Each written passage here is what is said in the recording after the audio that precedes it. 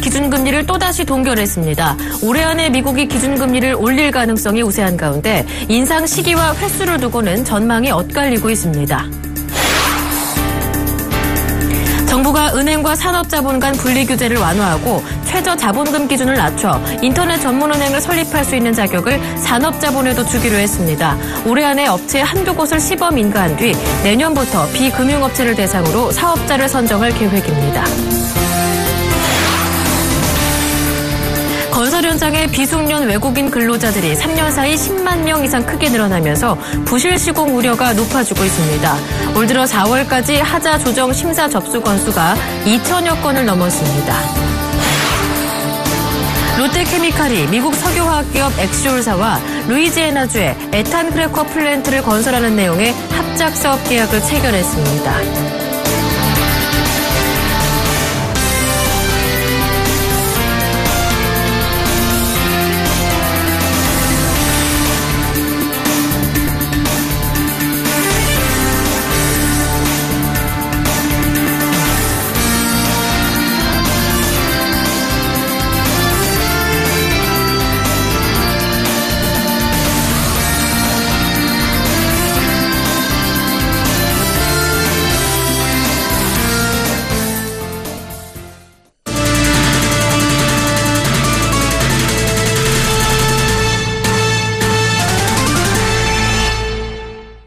여러분 안녕하십니까? 6월 18일 목요일 센 경제 현장 오늘의 주요 뉴스입니다. 미국 중앙은행이 연방공개시장위원회 정례회의 결과 기준금리를 동결했습니다. 시장의 반응은 올해 안에 미국이 기준금리를 올릴 것이라는 게 우세한 가운데 인상 시기와 횟수에 대해선 엇갈린 반응이 속속 나오고 있습니다. 정한희 기자가 전합니다. 오늘 새벽 미국 중앙은행인 연방준비제도가 공개시장위원회 결과 기준금리를 현재의 0에서 0.25%로 유지하기로 했습니다. 연준은 미국의 경제성장세가 완만하게 확장되고 있고 고용시장도 나아졌다고 평가했습니다.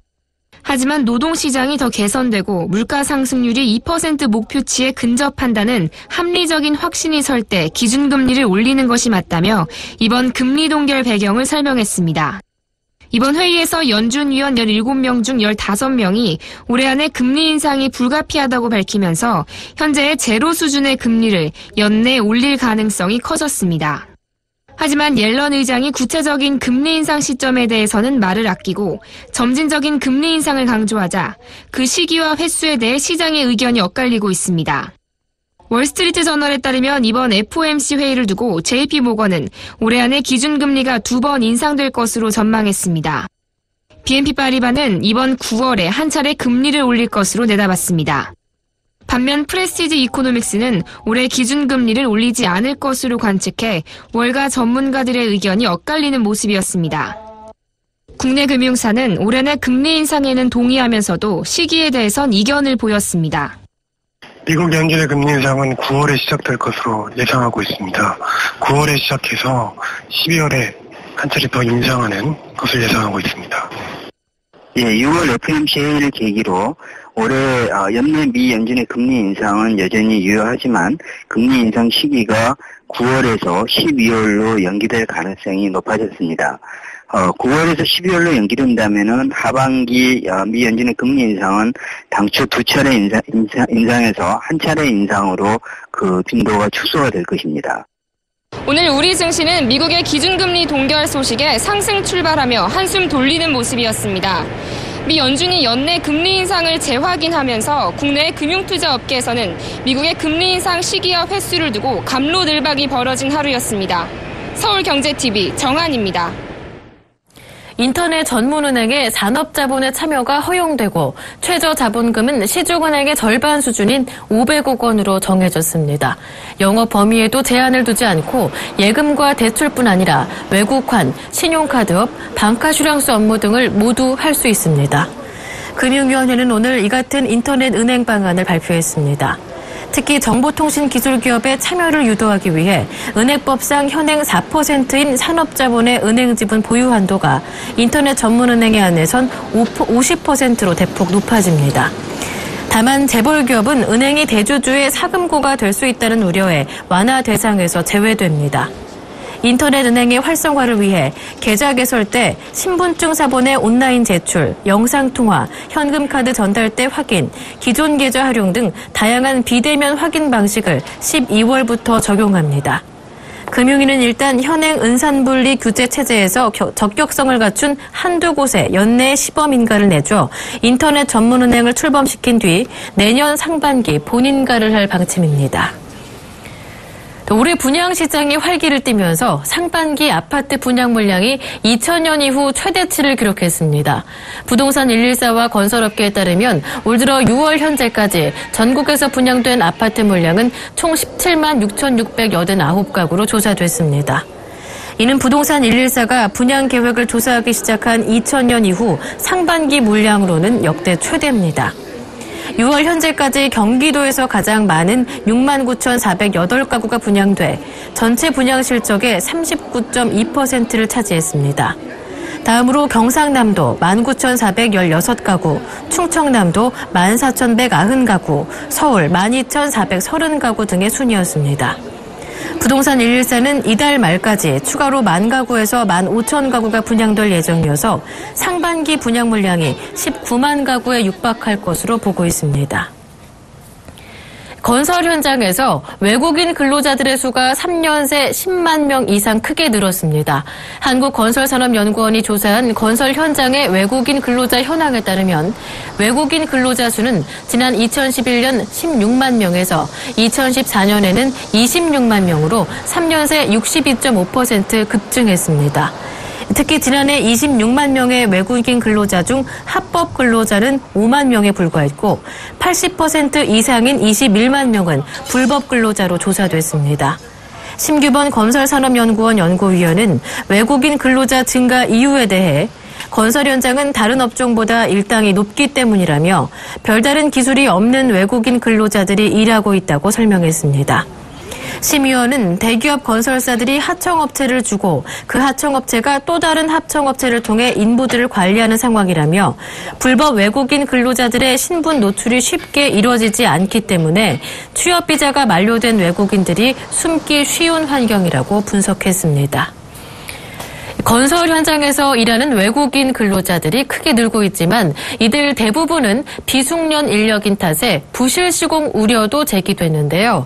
올 들어 4월까지 하자 조정 심사 접수 건수는 이미 지난해 1,600여 건을 넘어선 2,000여 건으로 나타났습니다. 보도에 정창신 기자입니다. 건설 현장의 비숙련 외국인 근로자들이 급증하면서 부실 시공 우려가 높아지고 있습니다. 하자 보수 논란이 불거지고 있는 일부 아파트 단지 등에서는 부실 시공의 주된 원인으로 비숙련 외국인 근로자 문제를 지적하고 있습니다. 이렇게 바람이 안 돼 있고 급하게 출근을 하셨을까 알아보니까 하청업체라고 하나요? 그 인물들이 숙련분들이 아니에요. 소수적인분들이 굉장히 많았어요. 하청 재하청 구조 속에서 하청업체들이 임금이 비싼 숙련 내국인 근로자 대신 저임금 외국인 근로자들을 대거 고용하면서 건설 근로의 품질이 안 좋아지고 있는 것입니다. 실제로 한국건설산업연구원이 조사한 건설 현장의 외국인 근로자 현황에 따르면 외국인 근로자 수는 지난 2011년 16만 명에서 2014년에는 26만 명으로 3년 새 62.5% 급증했습니다. 특히 지난해 26만 명의 외국인 근로자 중 합법 근로자는 5만 명에 불과했고 80% 이상인 21만 명은 불법 근로자로 나타났습니다. 기술 숙련도도 문제지만 언어 소통이 잘 안 되는 어려움까지 겹쳐 부실 시공 가능성이 전보다 높아지고 있는 실정입니다. 국토교통부에 따르면 지난해 1,676건이었던 하자 조정 심사 접수 건수는 올 들어 1월부터 4월까지 4달 동안에만 2,000여 건으로 폭증했습니다. 지금 건설사들이 돈을 착취하기가 가장 좋은 분야가 인건비라서 외국인 노동자분들은 지금 원래 내국인에 비해서 훨씬 적은 임금을 받고 있잖아요. 우선 외국인 근로자들 같은 경우에는 언어가 통하지 않고요. 또 내국인 근로자에 비해서 숙련도가 떨어지기 때문에 그렇게 말해서 비숙련이고요. 현장에서 실제로 일하는 것을 답부란 표현을 쓰잖아요. 시설물 자체에 봤을 때는 부실 공사의 가능성이 매우 크죠. 하청의 재하청, 우리 건설업계의 구조적인 문제입니다. 공사 단가를 줄이기 위해 값싼 비숙련 외국인 근로자를 쓸수록 부실 시공의 가능성이 커지고 있습니다. 서울경제TV 정창신입니다. 롯데케미칼이 미국 석유화학기업 엑시올사와 루이지애나주의 에탄 크래커 플랜트를 건설하는 내용의 합작사업 계약을 체결했습니다. 생산이 시작되면 롯데케미칼의 에틸란 생산량은 연 370만 톤으로 대폭 확대될 예정입니다. 지분은 롯데케미칼 90%, 엑시올 10%입니다. 이에 따라 연간 100만 톤 규모 에틸렌 생산 시 롯데케미칼이 90만 톤, 엑시올이 10만 톤을 확보하게 됩니다. 예상 투자 금액은 2조 9천억 원으로 총 투자 금액은 설계, 조달, 시공 등 EPC 확정 후 하반기에 최종 결정할 예정입니다. 합작 사업을 통한 플랜트는 2018년 말 상업 생산을 목표로 하고 있으며 2019년부터 연 15억 달러의 매출을 올릴 것으로 기대하고 있습니다. STS 반도체가 지난 17일 계열사 BKENT의 유동성 위기로 인해 산업은행에 워크아웃을 신청했습니다. 이 때문에 STS 반도체는 어제에 이어 이틀 연속 급락해 주가가 반토막이 나버렸는데요. 최근에 이 STS 반도체를 사라고 적극 추천한 증권사들이 있었다고 합니다. 양한나 기자와 함께 자세히 알아보겠습니다. 안녕하세요. 네, 안녕하세요. 네, 이 STS 반도체를 적극 매수 추천한 증권사들 어느 곳인가요? 네, 최근 STS 반도체 매수 추천을 한 증권사는 토로스, 유안타, 이베스트 증권 이 세 곳입니다. 지난 1일 이 토로스 증권은 STS 반도체에 대해서 과거는 드러내고 미래를 바라보자면서 투자 의견 매수를 제시하고 목표 주가는 6,800원을 제시를 했습니다. 또 이 유안타 증권은 5월 20일에 STS 반도체 사상 최대 랠리라고 말하면서 또 투자 의견은 매수, 목표 주가는 6,600원을 제시를 했습니다. 또 다음으로 이베스트 증권 또한 4월 28일에 2015년은 STS가 부활의 해라고 하면서 매수를 제시를 했고 목표 주가는 6,000원을 제시를 했습니다. 이렇게 네. 살펴보니까 짧게는 이렇게 매수 추천을 한 지 뭐 보름 만에, 길게는 한 달 반 만에 STS 반도체가 워크아웃을 신청하게 되면서 주가가 정말 짧은 시간 안에 반토막이 나버렸어요. 네, 그렇습니다. STS 반도체는 지급 보증한 계열사 BKENT가 자본 잠식에 빠지면서 유동성 위기에 빠지자 급기야 어제 산업은행에 워크아웃 신청을 했습니다. 이 STS 반도체는 흑자가 나는 등 영업 실적이 호전됐지만 660억 원을 지급 보증한 BKENT가 부실화되면서 동반 부실의 나락에 떨어져 버린 것입니다. 이런 부실 위기를 이 세 증권사 애널리스트들은 간과한 것입니다. 알면서 모른 채 한 것인지 또 보관그룹 계열사라고 방심한 것인지 오판의 이유는 분명치 않습니다. 이 STS 반도체 주가는 이날 개장하자마자 하한가로 떨어지면서 가격 제한폭 확대 이후 첫 하한가를 기록했고요. 같은 계열사인 코아로직과 히닉스 소재도 가격 제한폭까지 주가가 빠진 채 장을 마쳤습니다. 오늘도 STS 반도체는 28.97% 하락한 2,280원에 거래를 마쳤습니다. 단 이틀 만에 주가가 4,580원에서 반토막이 나버린 것입니다. 법정 관리를 신청한 코아로직은 이날 거래 정지됐고 워크아웃 신청을 부인한 휘닉스 소재는 6.13% 상승한 918원에 마치면서 다행히 반등한 모습을 보였습니다. 네, 그러니까 이 STS 반도체가 계열사인 BKENT 지급 보증에 발목이 잡히면서 이런 위기가 찾아온 건데요. 이들 실적 추이는 어땠습니까? 네, 사실 이 STS 반도체는 지난해 영업이익이 453억 원, 올해 1분기에는 126억 원을 올리는 등 흑자를 내고 있었는데요. 그런데 660억 원가량 지급 보증을 한 BKENT 등 계열사가 부실해지면서 위기에 빠지게 된 겁니다. 이 BKENT는 피처폰에 들어가는 소형 LCD 모듈 생산에만 몰두해서 스마트폰에 맞는 생산 라인을 제때 갖추지 못한 탓에 영업이 부진해졌습니다. 2013년에 이미 순손실이 136억 원이 났고 작년에는 403억 원으로 늘어났습니다. 매출 또한 같은 기간 1,857억 원에서 837억 원으로 반토막이 났습니다. 이 적자가 쌓인 게 벌써 2년 전이니까 이 같은 부실화를 전문가의 애널리스트들이 경시했다는 게 믿기지 않는 대목입니다. 네, 그럼 이렇게 증권사의 말만 믿고 매수를 했던 투자자분들은 경제적인 손실뿐만이 아니라 정신적인 충격도 만만치 않을 것 같은데요? 네, 이 증권사들의 매수 의견 제시를 보고 매수를 한 투자자들은 큰 손실을 입게 됐습니다. STS 반도체 급락에 한 투자자는 증권사 리포트만 믿고 폭락 직전 전 재산을 걸었다. 또 이건 메르스보다 더한 주식이다. 사상 최고의 실적 전망이 한 달도 안 돼서 풍전등화 신세가 됐는데도 예상을 못했다는 게 말이 되냐며 분노를 터뜨리는 모습이었습니다. 네, 그렇다면 현재 이 STS 반도체 매수 추천 보고서를 냈던 증권사들의 반응은 어떻습니까? 네, 우선 이관수 토러스증권 연구원은 이전에 작성했던 레포트에서는 자회사 구조 조정 중이라 규모가 적어질 것이라는 BKNT 관련 코멘트를 했다면서 모든 보고서에서 같은 내용을 담을 수는 없는 게 아닌가라고 답했습니다. 하지만 투자자들은 이 같은 해명을 쉽게 납득하기는 어려워 보입니다. 이전 보고서에 적어놨다고는 했지만 지난 1일 매수 추천 보고서를 접하고서 그 이전에 나온 관련 보고서를 찾아볼 투자자들은 별로 없기 때문이죠. 또 유한타증권의 이재용 연구원은 현재 해외 출장 중이라서 매수를 추천한 이유를 들을 수는 없었는데요. 대신에 양가별 유한타증권 홍보팀장이 대신 답변을 했습니다. 레포트는 과거에 냈고 워크아웃은 이제 나온 건데 이 부분을 잘못됐다고 하는 건 좀 당황스럽다는 반응이었습니다. 또 그러면서 워크아웃이 들어간 것에 대해 애널리스트가 어떻게 연결을 지을 수 있을지 모르겠다고 워크아웃은 돌발 상황이라는 예측이 힘들다는 입장입니다. 그러나 BKENT의 부실은 이미 2년 전부터 심화되고 있어서 워크아웃 신청을 예상하기 힘든 변수라는 주장이 좀 군색하게 느껴집니다. 네, 그렇다면 이제 이베스트 증권 연구원들 당혹스럽다는 심경을 토로했다면서요? 네, 그렇습니다. 이베스트 증권의 어규진 연구원도 당혹스럽다는 심경을 토로했는데요. 그러면서 보강그룹 계열사라는 점을 과신했다는 본인 과실을 인정하는 발언을 또 했습니다. 연구원은 또 당시 1분기 잠정 실적이 나왔을 때는 플러스가 나고 있었고 보강그룹인 만큼 리스크가 없겠다 싶었는데 그 이후부터 계속 안 좋아져서 당황스럽다는 입장을 털어놨습니다. 또 연구원은 당시 보고서를 냈을 때까지만 해도 STS 반도체의 재무제표나 실적 등이 괜찮았고 투자 등급이 하향되기 전이었다면서 STS 반도체 본사의 리스크에 대한 언급은 했으나 자회사인 BKENT의 리스크까지는 다루지 못했다고 해명했습니다.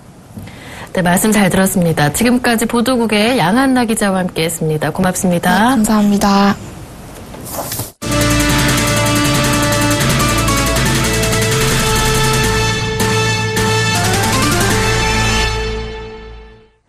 지난달 20일 국내에 첫 상륙한 메르스가 날이 갈수록 확산되면서 국내 증시에서 유커, 수혜주 등의 시가총액이 6조 5천억 원 증발했습니다.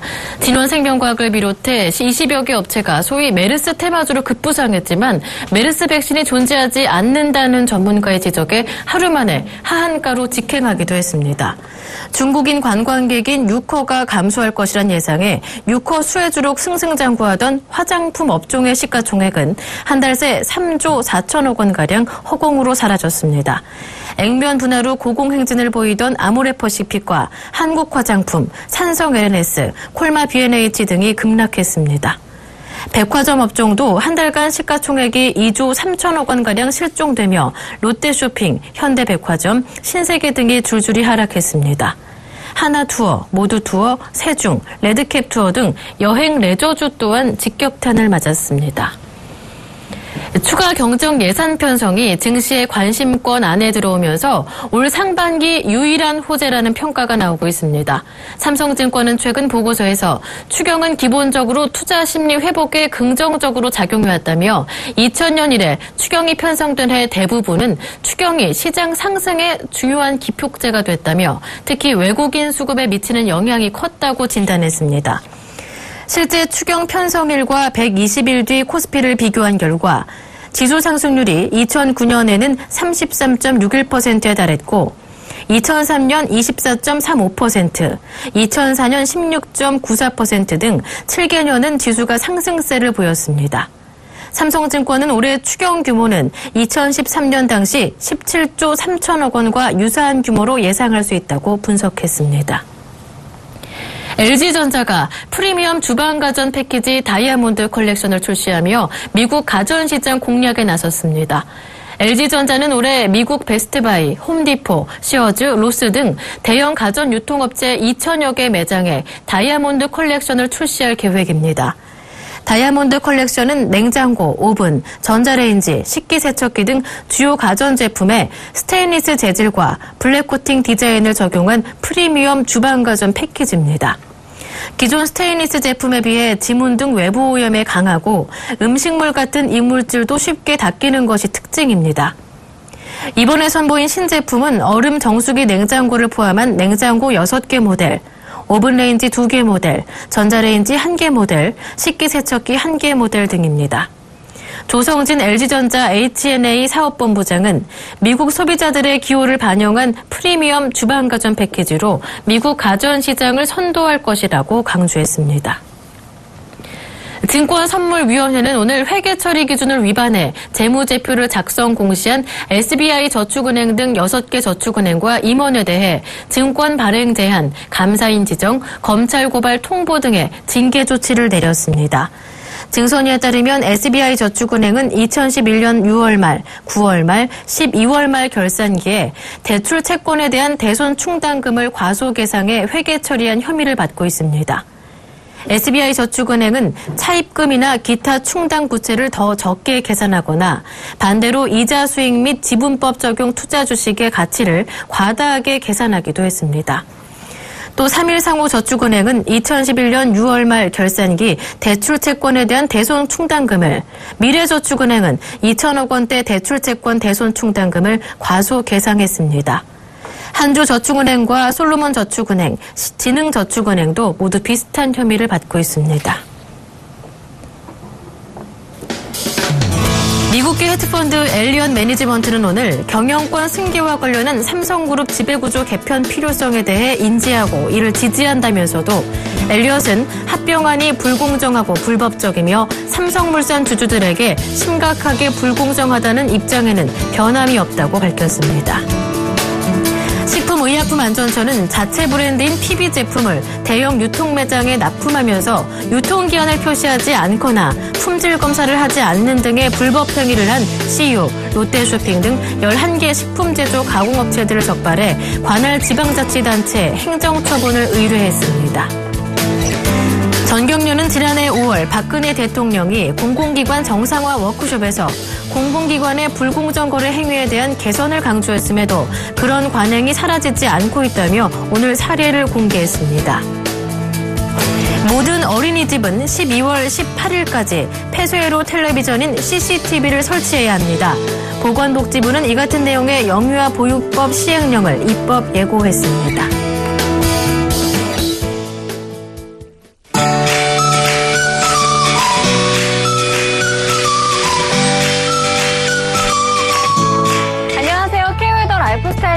황지영입니다. 요즘 같은 가뭄에는 갑작스러운 소나기 소식도 반가워지죠. 내일도 시원한 소나기가 내리겠습니다. 우산 챙겨 나오시고요. 기온도 오늘보다 낮아 크게 덥지는 않겠습니다. 내일은 중남부 할 것 없이 내륙 곳곳으로 오후 한때 소나기가 내리겠습니다. 양은 5에서 30mm 예상되고요. 돌풍과 천둥, 번개도 동반할 것으로 보입니다. 한편 동해안에 내리는 비는 내일 오전 중 그칠 것으로 전망됩니다. 주말까지는 30도를 밑도는 기온에 크게 덥지는 않겠는데요. 특히 이번 주말은 25도 안팎까지 내려가겠습니다. 다만 비가 내릴 것으로 보이니까 야외 활동은 일요일로 계획하시는 게 더 좋겠습니다. 현재 전국의 구름 많은 하늘이고요. 동해안은 동풍의 영향을 받으면서 약하게 비가 오는 곳이 있습니다. 오늘 저녁에는 경기 북부로 한때 소나기가 내리는 곳이 있겠습니다. 내일은 동해상에 위치한 고기압의 가장자리에 들다가 점차 밤부터 북서쪽에서 다가오는 기압골의 영향을 받겠습니다. 자세한 지역별 날씨 나전력으로 알아보겠습니다. 전국에 구름 많겠습니다. 서울, 춘천, 대전 20도에서 29도 분포로 오늘보다 낮은 기온을 보이겠습니다.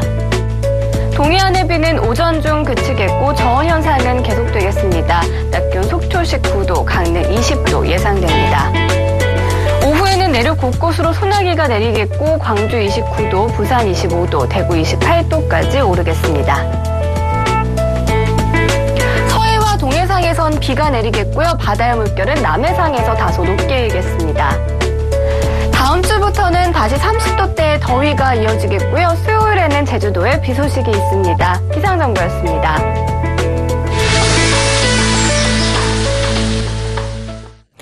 독일 퀼린드의 한 연구팀에서 흥미로운 연구 결과가 나왔습니다. 다른 사람을 대할 때 긍정적인 생각을 갖는 사람일수록 소득이 높을 수 있다는 건데요. 반대로 생각하면 부정적으로 생각할수록 소득이 감소할 수 있다는 말이겠죠. 평소 자신의 소득이 낮다고 생각하셨다면 자신의 습관부터 돌아보시는 건 어떨까요? 센 경제 현장 여기서 마치겠습니다. 고맙습니다.